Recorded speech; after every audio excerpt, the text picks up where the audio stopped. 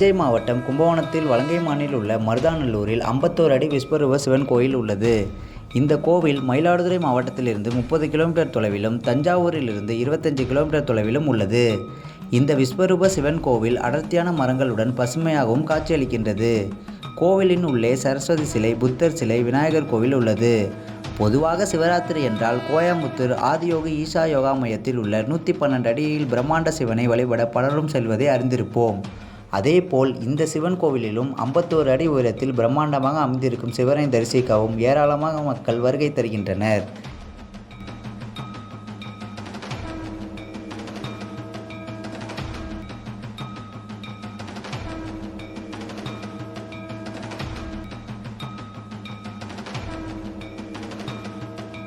இந்த கோவில் சிவசக்தி ஆசிரம ட்ரஸ்ட் கண்காணிப்பில் உள்ளது. கோவிலுக்கு வரும் உள்ளூர் மற்றும் வெளியூர் பொதுமக்கள் போட்டோ எடுத்துக்கொள்ளவும் அனுமதிக்கப்பட்டுள்ளது. மேலும் சிவன் சிலைக்கு சிறப்பு நாட்களில் சிறப்பு பூஜைகளும், சிவராத்திரியை முன்னிட்டு சிறப்பு வழிபாடுகளும் நடைபெறுகின்றன. சிவராத்திரி அன்று மட்டும் வெளிநாடுகளிலிருந்து பொதுமக்கள் சிறப்பு வழிபாடுகளில் கலந்து கொள்கின்றனர். காலை 7 மணிக்கு திறக்கப்படும் கோவில் இரவு 9 மணிக்கு மூடப்படும் என்பது குறிப்பிடத்தக்கது.